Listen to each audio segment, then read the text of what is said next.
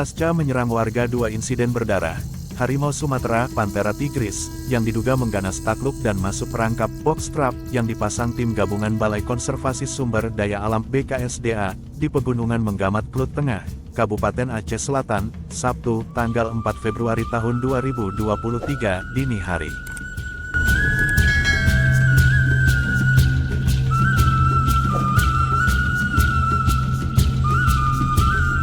Dikutip dari media Antara News, Kapolres Aceh Selatan, AKBP Nova Suryandaru membenarkan seekor harimau yang diduga telah menyerang 4 warga sepanjang 2 kali peristiwa sudah masuk perangkap yang dipasang tim gabungan sejak Rabu, tanggal 1 Februari tahun 2023 lalu.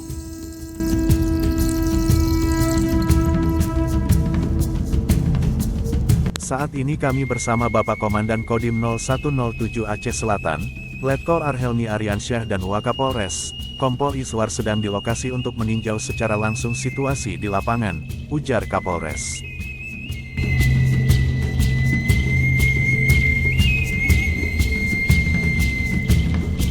Harimau tersebut masuk perangkap pada dini hari tadi, sekira pukul 4 waktu Indonesia Barat di Pegunungan Simpali, kawasan Gampong, Desa Koto, Manggamat, Klut Tengah.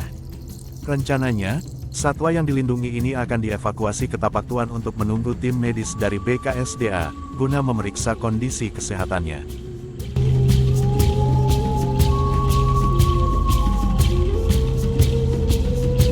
Kapolsek Klut Tengah, Ibda Marwazi Lubis yang dihubungi antaranews.com, menyebutkan, upaya evakuasi sedikit terkendala akibat aliran air sungai agak dangkal.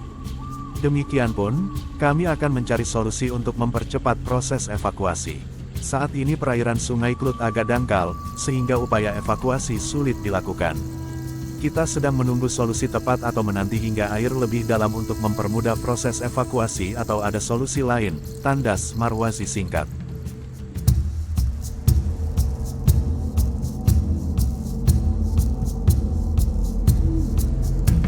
Kepala BKSDA Aceh, Agus Arianto yang dikonfirmasi melalui sambungan handphone membenarkan harimau yang diduga menyerang tim Ranger Forum Konservasi Lesser FKL dan 2 petani pada tanggal 28 Januari dan tanggal 1 Februari tahun 2023 telah masuk perangkap yang dipasang timnya di Pegunungan Sempali, Manggamat, Aceh Selatan.